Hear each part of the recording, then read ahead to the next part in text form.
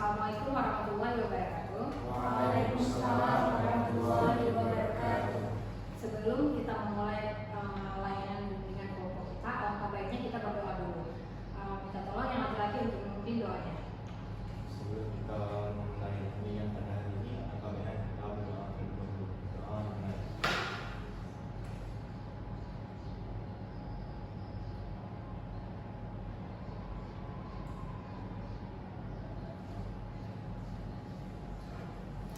Baik, selanjutnya kita kan belum kenal nih, belum terlalu mengenal kalian. Setelah sudah sama kalian mengenalkan, jadi lebih baik kita kenalan dulu. Gimana kalau kita kenalan itu dengan menyebutkan nama dan hobi kita ya. Ibu mulai dari ibu dulu ya. Nama ibu bisa, hobi ibu nonton Korea. Selanjutnya Nama saya Kaila Agasha Putri. Kaila, hobinya membaca. Lagi Nama saya Sri Alina Kulba. Hobi saya menggambar. menggambar. Ini Nama saya Ibrahim Sani, hobi saya berolahraga. Oh ini bisa membaca dan menulis. baca Nama saya Rana Josuwan, hobi saya membaca naskah. baca novel. Alhamdulillah, rajin membaca semua ya kalian. Baik, kalian tahu nggak sih kalian dipanggil sini itu apa? Jadi sebelumnya kan kita sudah melakukan bimbingan pasca. Jadi dari hasil asesmennya ibu dapatkan dari pasca, kalian ini kayak mempunyai permasalahan dalam emosi gitu. Jadi ibu panggil kalian semua, Kaila, Lila, Bayhaki, Farel dan Adi untuk melakukan bimbingan kelompok untuk mendapatkan menghasilkan permasalahan kalian. Jadi bimbingan kelompok adalah suatu bimbingan layanan BK yang diberikan kepada kalian yang mempunyai sedikit permasalahan dalam diri kalian. Ibu bantu hanya membantu menyelesaikan dan memberi solusi kepada kalian semuanya. Kita di sini berpartisipasi ya satu sama lain. Selanjutnya tujuan dari BKP ini adalah bimbingan kelompok ini adalah untuk membantu anggota kelompok untuk mengembangkan wawasan kalian tentang topik yang kita bahas. Untuk saat ini kita akan membahas topik mengenal emosi negatif, mengendalikan emosi negatif kita. Nah, selanjutnya di dalam bimbingan kelompok ini kita mempunyai 3 asas. Yang pertama asas kesukarelaan. Kalian di sini datangnya sukarela ya, semuanya sukarela tanpa ada paksaan ya.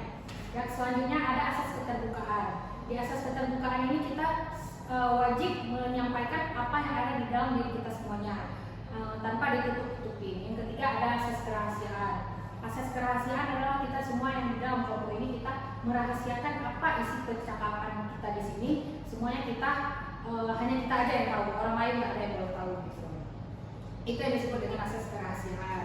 Bagaimana semuanya? Cocok gitu? Cocok. Kalian, ibu harap kalian aktif ya menyampaikan apa isi hati kalian. Nah, udah bisa kita lanjut ke materinya? Bisa. Jadi untuk materi kita hari ini tentang mengenali emosi negatif, mengendalikan emosi negatif. Menurut kalian gimana tuh? Mengendalikan emosi negatif. Mengendalikan Emosi negatif itu gimana tuh? emosi negatif biasa kayak marah, sedih, Ya, cemas, ya. gitu. Yang lain ada nggak cewek? Kami perlu bisa mengendalikan emosi. Ya. Karena apalagi remaja kan. Jadi kalau tindakan kami nggak sesuai dengan hakikat tuh bisa mengubah hidup kami juga. Mungkin Ya. lebih buruk kali ya kalau nggak bisa mengendalikan emosi. Ya. Menurut Mbak Yuki ada?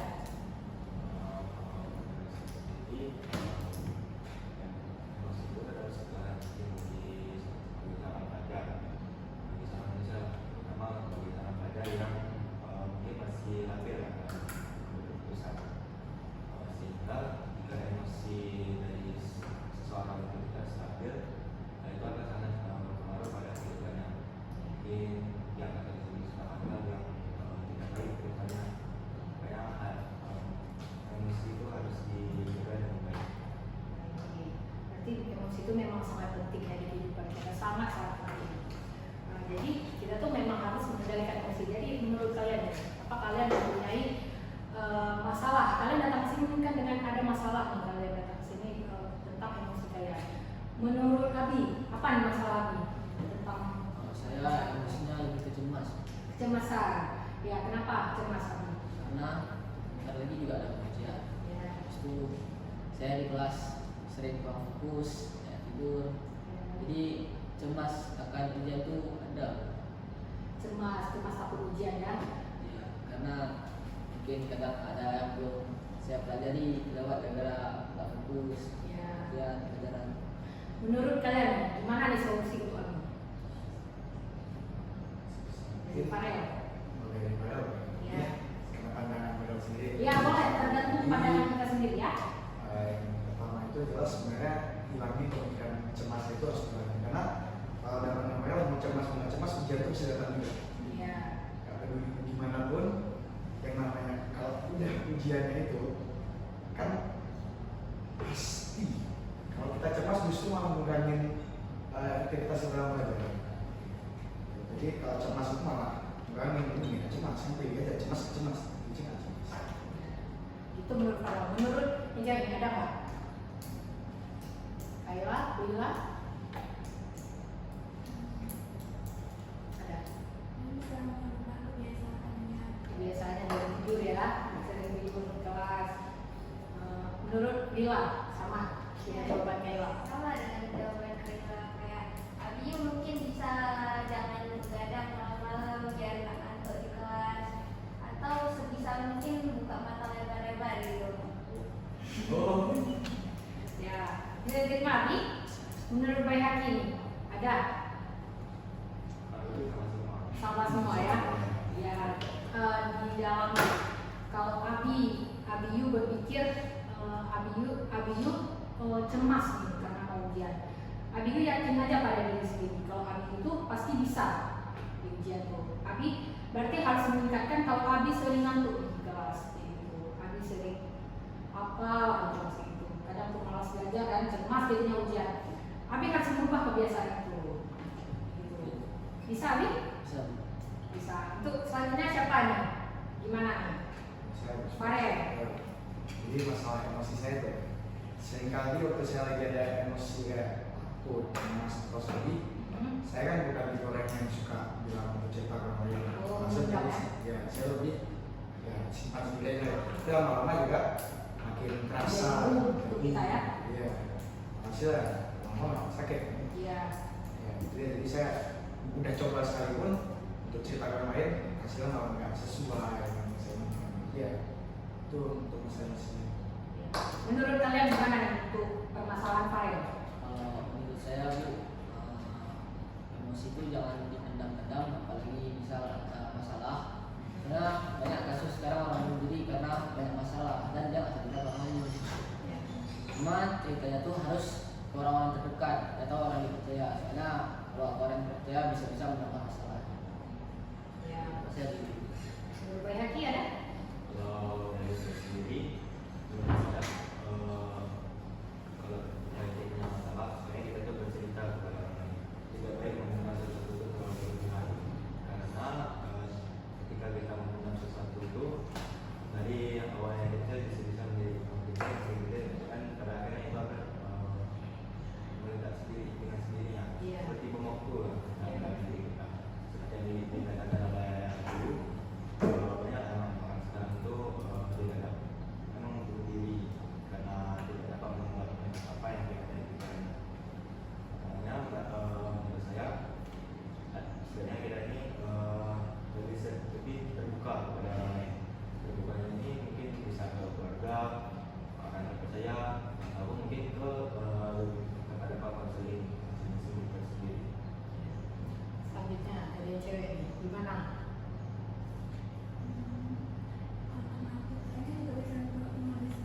Nulis dari gitu ya.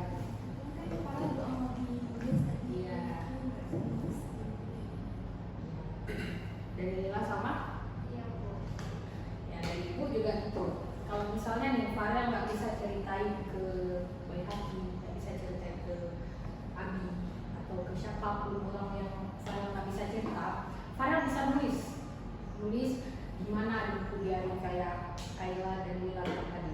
Bisa tulis segala macam ekspresi yang membuat Farel bisa hilang emosinya, bisa hilang misalnya apa yang dipendam sama Farel itu bisa hilang gitu.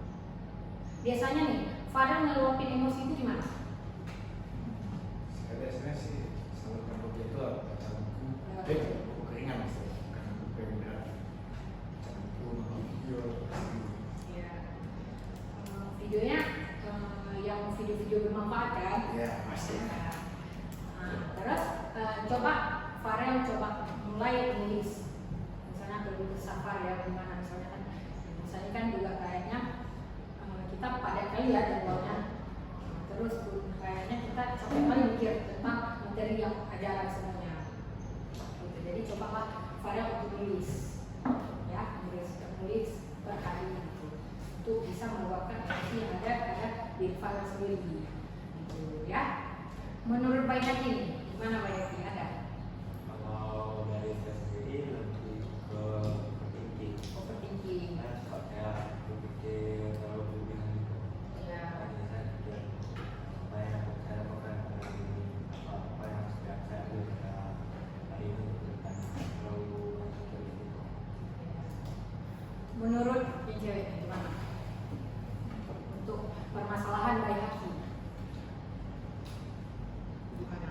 Kalau menurut saya kan Bu, sebenarnya saya juga punya permasalahan yang mirip-mirip lah sama saya terkait saya overthinking.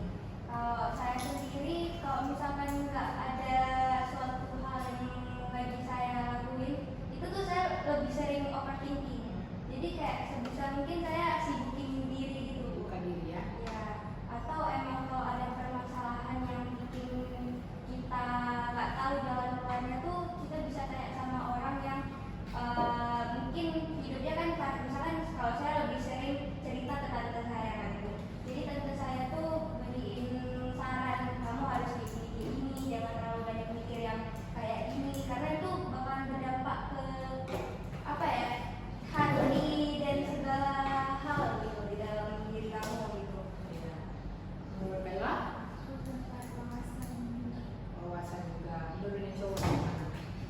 Kalau saya, menurut saya tuh overthinking itu suatu yang wajar, tapi sebenarnya nggak terlalu perlu. Ya. Karena yang akan kita hadapi itu kan masih datang juga. Iya. Overthinking itu malah menurut saya itu pilihan. Overthinking nggak overthinking. Kalau overthinking bisa bikin kita jadi turun, kemampuan kita dalam mengerjakan sesuatu. Ya kalau enggak kan alhamdulillah. Iya. Kalau menurut saya itu pertama mengubah kepribadian pikiran yang berubah, pikirannya mindset yang dulu berubah, terus itu baru mulai bisa ambil sedikit istirahat dari kegiatan yang membuat saya. Ya. Menurut Abiyu, Kalau menurut saya overthinking ini kadang bisa bikin untuk membuat hal yang bahaya juga. Soalnya jika kita terlalu overthinking pada sesuatu, bisa membuat kita melakukan sesuatu yang tidak terduga juga. ya. Bagaimana bisa diambil dari hasil orang? Berarti Baik Hati harus mengurangi overthinking itu. Overthinking itu nggak perlu, bukan berarti nggak perlu sama sekali ya. Kita perlu juga overthinking. Tapi kita jangan overthinkingnya itu jangan berlebihan. Kita harus banyak berpikir positif. Oh, kita misalnya nih tiba-tiba, aku nanti takut nih kayak gini nanti nggak terjadi gimana ya? Jangan berpikir ke situ, jangan berpikir yang nggak terjadi. Berpikir, oh ini misalnya aku nih tujuan aku nih mau masuk ke UGM misalnya, aku apapun cerita tetap UGM gitu. Jangan berpikir negatif, aku nggak bakal masuk karena sayangnya banyak kali ini. Jangan berpikir gitu ya. Jadi kita tetap harus berpositif tinggi. Menurut Ibu, ya Baik Hati harus berpositif tinggi ya, jangan terlalu mikir negatif. Yang sesuatu nggak terjadi itu atau belum terjadi itu jangan dipikir. Gitu. Menurut Ibu gitu, saran dari Ibu gitu. Nah, bisa diterima? Menurut Lila, gimana nih? Permasalahan saya tuh sebenarnya saya lebih kebanyakan bingung gitu. Bingungnya tuh bisa karena rasa takut, kayak saya takut ngecewain orang-orang yang mungkin mikir kayak dia kayak harus kayak gitu. Kayak saya takut ekspektasi orang tuh nggak bisa saya realisasikan. Terus saya juga takut kayak permasalahan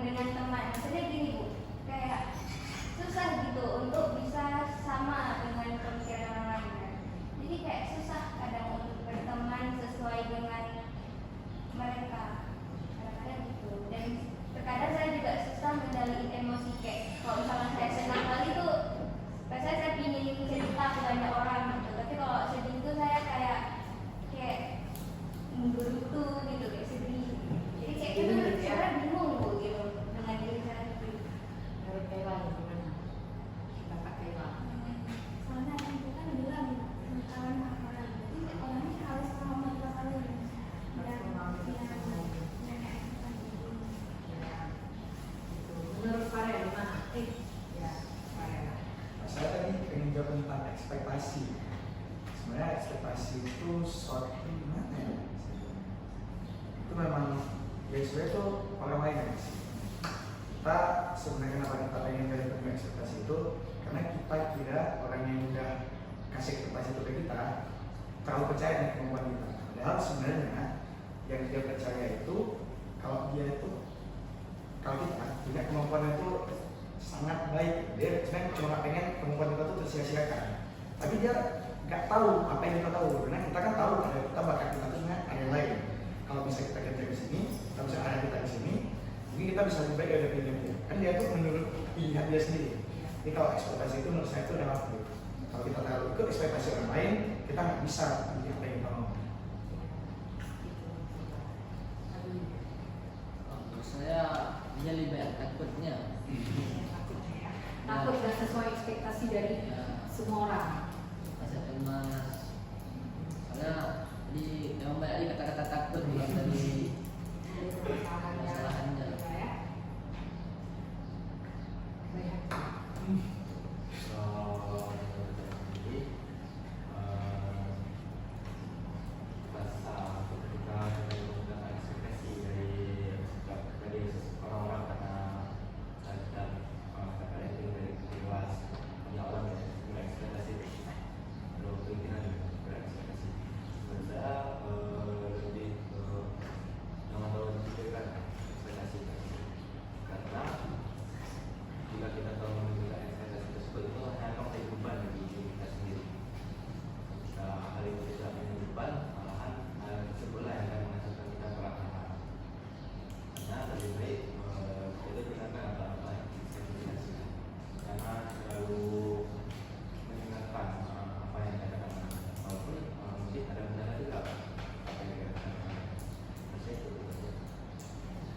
Jadi gitu saya terima. Nanti Lila harus kenali dulu isi hati Lila itu maunya gimana. Lila jangan terlalu menaruh ekspektasi kepada orang lain. Iya. Lila jangan terlalu memikirkan ekspektasi orang lain terhadap Lila itu gimana. Misalnya orang tua Lila nih, orang tua Lila pengennya Lila mau jadi dokter, pengennya Lila masuk kedokteran. Sedangkan Lila ini suka gambar kan? Lila pengen jadi desain. Lila coba membahas sama orang tua Lila kalau Lila tuh kompetensi Lila tuh di sini loh, bukan di sini gitu. Jadi coba ngebahas sama orang yang memberikan ekspektasi itu kepada Lila bahwa semua tuh enggak sesuai ekspektasi kalian, ini hidup Lila. Tapi jangan kalian yang menyuruh Lila untuk ini untuk itu gitu. Bisa. Lila juga jangan terlalu banyak overthinking dengan ekspektasi orang. Saya bingung sebenarnya, saya tuh bisanya apa kayak dari sisi saya suka menggambar, tapi dari sisi saya juga suka tentang yang sains gitu. Jadi kan itu kan dua hal yang berbeda jauh kan. Nanti di sini nanti di kelas 3, di kelas 1 kalau nggak salah sudah ada tes minat bakat, ada kan? Di situ kalian nanti bisa lihat hasilnya kalian tuh lebih bagusnya tuh ke arah mana, minat bakat kalian tuh ke arah mana. Nanti kalau kalian masih kurang paham dengan minat bakat kalian bisa konsul langsung ke guru BK. Guru BK di sana kan ada banyak kan, di misalnya ada 3, ada 4 sekali sama kawan dia. Jadi nanti Lila bisa konsul nih sama mereka. Kalau misalnya Lila di sini, tapi Lila juga pengen di sini sebenarnya. Gitu. Jadi Lila bisa konsul bagaimana bagusnya. Selesai di konsul sama guru BK, Lila bisa kabarkan untuk orang tua Lila. Saya menurut Lila. Tapi sekarang dapat emosi negatif yang datang dari dia. Kita salah cara melakukannya. Jadi gimana cara? Misalnya Lila suka marah, dia suka marah. Menurut Farel gimana? Kalau negatif emosi, karena tadi kalau orang itu emosi negatif, depan saya Farel itu lebih ke marah sebab itu cara melakukannya itu bisa dengan kegiatan terutama itu musik. Musik itu suatu yang bisa kita pakai untuk menyampaikan perasaan, kalau kita sudah coba juga itu cukup efektif. Apalagi musik yang tidak rock ya, Rock and roll ya. beda tuh. Ya. Itu efektif. Kalau kalian musik beda sih, beda lagi sama Ya. dibahas itu gimana? Dari ini kita masih negatif kebijakan itu sebenarnya hal yang bisa dimaklumi karena kita sendiri sedang di masa sekarang aja kita ini sedang ada misalnya kita ini sudah senang, sudah cemas, sudah juga kita harus tahu kapan kita harus tahu bagaimana cara kita itu untuk melakukannya. Jadi kita kata padang bisa kita juga dengan musik, bernyanyi, karaoke, ataupun bisa dengan tulis. Semua itu bisa kita lakukan. Nah, kita itu jangan sampai kita pendam kata masih aku berminat. Kita harus bisa juga terbuka. Menurut Iwan, gimana? Itu kan wajar ya. Kadang-kadang kita juga marah. Tapi emang ada yang namanya tuh kontrol emosi. Kita kan udah mulai beranjak dewasa nih. Kita harus tahu kalau kita tuh harus mengontrol emosi. Kita tuh bukan lagi anak kecil yang kalau kita marah orang tua kita langsung beliin kita sesuatu. Tapi di lain sisi karena kita mau beranjak dewasa, kita harus belajar gitu. Tapi kayak mana ya, jangan juga dengan kita memendam itu bikin kita sakit. Kita bisa bikin hal-hal yang kita suka, misalkan kalau Kayla suka memasak itu, atau kayak tadi bermain musik, kayak banyak hal yang bisa kita lakuin untuk memanipulasi emosi itu. Setuju gimana?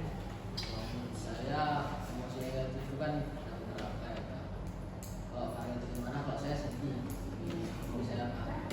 Karena kalau emosi itu datang kita, menurut saya luapin aja, nangis aja. Nangis itu cara paling mudah mengeluarkan emosi sedih. Mengeluarkan emosi sedih. Ya, sih. Kayak Iwan ini seringnya sedih, marah atau apa? Marah tiba-tiba. Marah tiba-tiba. Jadi kalau Kayla sering marah tiba-tiba, itu Kayla harus berpikir dulu. Berpikir, aku ini marah kenapa ya? Untungnya aku marah itu apa ya? Aku setiap marah nih, ujung-ujungnya tuh menyesal. Pernah menyesal Kayla setelah marah? Ya, pasti kita selesai marah, meluapkan semua emosi kita, marah dalam kayak gitu apa segala macam. Nanti kita ujung-ujungnya menyesal. Kita merasa bersalah karena diri sendiri. Ya, lagi emosinya kan? Nah, jadi kalau misalnya Kayla mau marah, saya kan tiba-tiba nih Kayla lagi berantem sama Lila, terus Kayla lagi berantem meluap emosi, Kayla jangan langsung marah, gitu. Bisa tahan dulu marahnya, kayak mikir dulu. Kenapa sih aku bisa marah sama dia? Emang kadang dia orang tuh marahnya tuh kadang dia berpikir gini, padahal sebenarnya nggak gitu. Jadi kita harus berpikir dulu sebelum marah. Gitu. Kan kita nggak sempat nih ya lagi berpikir marah, lagi marah tiba-tiba berpikir, marah sempat ya kan? Jadi kita bisa tahan dulu emosi kita.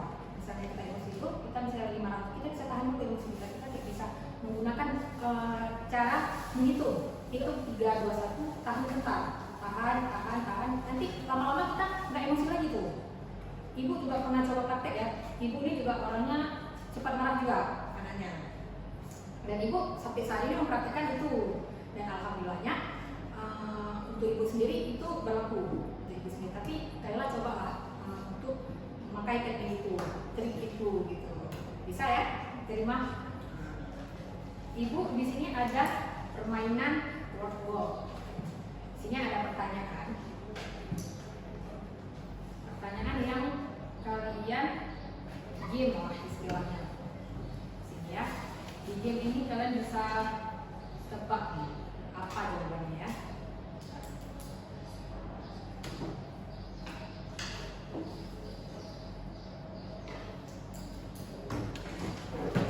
Nampak semua? Bila bisa tolong geser aja ya, biar nampak.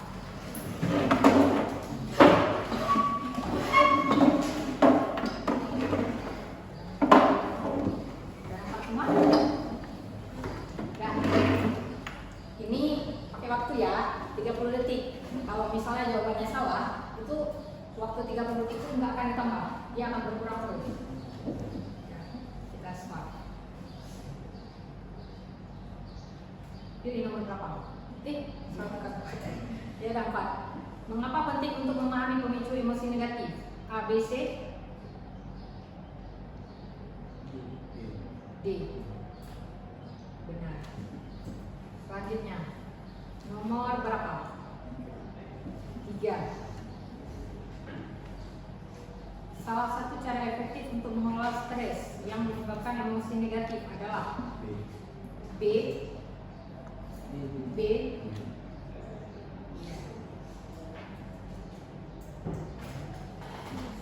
Selanjutnya, berapa 7? Abiyu mau 7. Mengapa penting untuk mengenali emosi negatif yang dirasakan? B. Oke, benar semua ya. Selanjutnya, nomor berapa?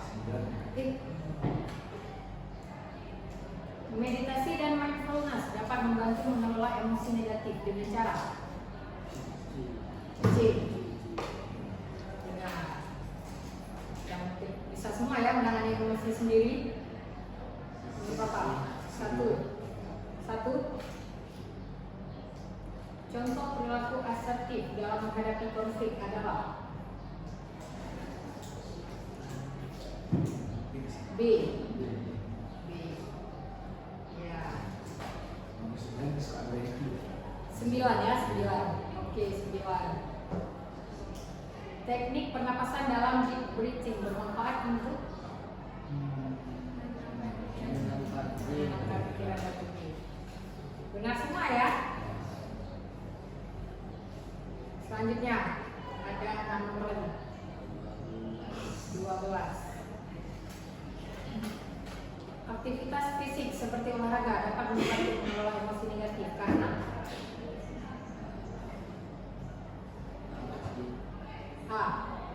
A atau B? A. Salah. B benarnya. Selanjutnya, cepat-cepat les waktu nih. Ayo lagi harus benar. Apa yang dilakukan ketika sedang marah dalam situasi? B. Lagi waktunya. Ayo. 10. Emosi negatif yang tidak dikelola dengan baik dapat berdampak pada dampak mana? A. Kesehatan mental dan fisik. Ya. Lagi 3 nomor lagi. 4. 12. Nah, udah tahu nih jawabannya. B. Ya. Selanjutnya 3 lagi.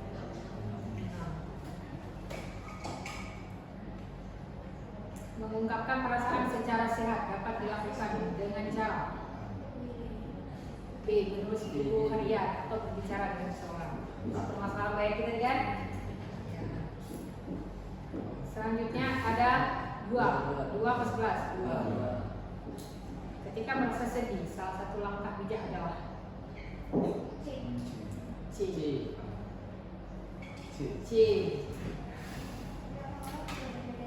Iya. Beda cara menyampaikan juga. 11 terakhir. Apa langkah pertama yang sebaiknya dilakukan saat mulai merasakan emosi negatif? B. Ya, habis. Benar semua. Selanjutnya, Ibu ada kasih lembar evaluasi untuk kalian isi semua. Atau siap kalian?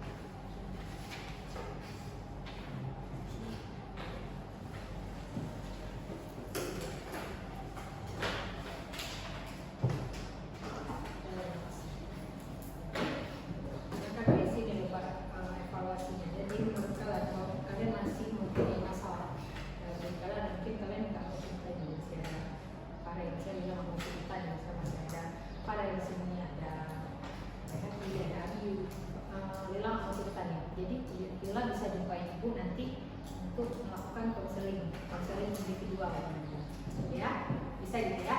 Untuk yang lain juga gitu, nanti bisa menyelesaikan kasus yang kalian tidak ingin didengar oleh orang lain. Kalian bisa langsung jumpai ibu sendiri, atau kalian bisa menjumpai ibu Rika untuk membantu kalian, memberi kalian solusi untuk permasalahan yang kalian alami. Bagaimana kalian? Senang sudah mendapatkan hasil ini semua? Berarti kita akhiri kegiatan layanan bimbingan kelompok kita hari ini. Sebelum kita mengakhirinya, kita minta doa dari Bapak Abiyu, Abang Abiyu. Jadi sebelum kita mengakhiri belajar